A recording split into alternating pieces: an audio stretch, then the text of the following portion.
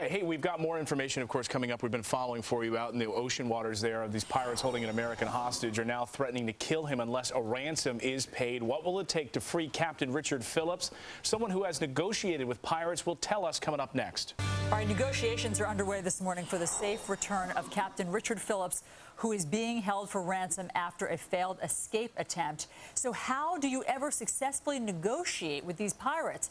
I'm joined by James Christodoulou, who has experienced negotiating with pirates when his crew and tanker were hijacked. James, thanks for being here. My pleasure. Your crew of 28 people on board were hijacked when? We were taken the day after Thanksgiving, so late November 2008. Held for 55 days. Yep. How did you get your crew out unharmed? It's a very slow, patient process.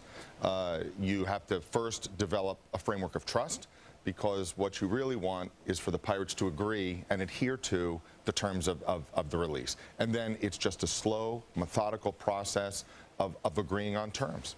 You had said that you first wanted to create a professional, polite, almost respectful environment. What does that sound like when you're negotiating with a pirate? Well, it sounds like you understand who has the power in the relationship.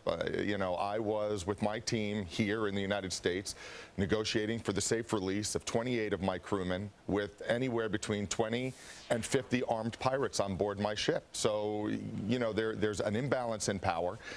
I think you have to acknowledge that and deal respectfully with them. There's no animus, there's no agenda. They want the money. It's business. Ultimately, did you have to pay them? Absolutely. Unfortunately, but we did.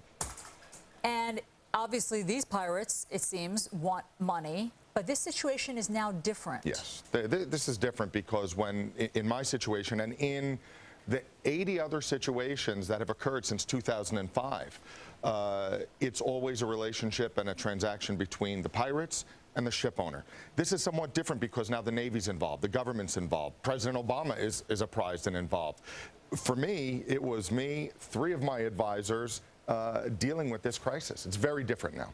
What's incredible is, of course, it feels like a long time that this captain has been held hostage. It's only been about 4 days, and already, you know, everyone is getting so concerned about his fate. Your crew was held for 56 days. We've been told that what happens with these pirates is sometimes they're hopped up on drugs, like amphetamines, basically, and then they come down. Was that your experience? Absolutely. I mean, the Somali pirates chew something called khat, which is some type of leaf that keeps them kind of high and very active, and they're all on that. You know, these are very disciplined guys, but they're not very cohesive, and they can be a little bit erratic. So not only do I hope and pray for the very safe release of the very brave Captain Phillips, there are 300 other crew being held right now by Somalis. Right, that's such a good reminder. Yeah. And then does the negotiation change when they start to come down? Did you just wear them down at some point? You wear them down, but that tension, that pressure never really abates. What we tried to do was calm it down, but it never leaves. Well, James, thanks so much for your firsthand experience. My pleasure. And coming in this morning. We appreciate it.